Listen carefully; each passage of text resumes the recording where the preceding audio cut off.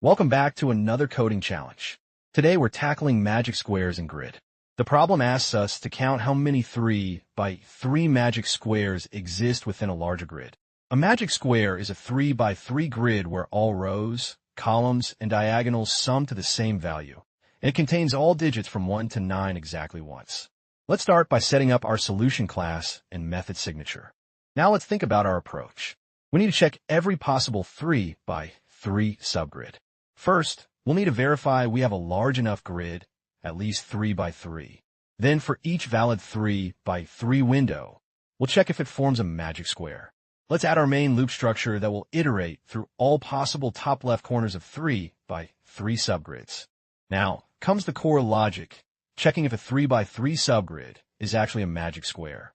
We need to verify two conditions. First, that it contains all digits 1 through 9 exactly once, and second, that all rows, columns, and diagonals have the same sum.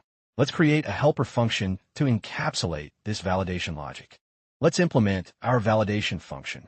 First, we'll check that the subgrid contains exactly the numbers 1 through 9. We can do this efficiently by using a set to track what we've seen. If we encounter any number outside 1 to 9 or see a duplicate, it's not a magic square.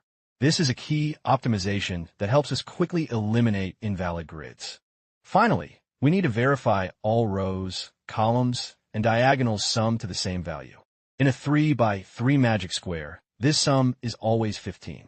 We'll calculate each row sum, column sum, and both diagonal sums, then check if they're all equal to 15. If everything checks out, we found a valid magic square. And there we have it, a complete solution to count magic squares in any grid.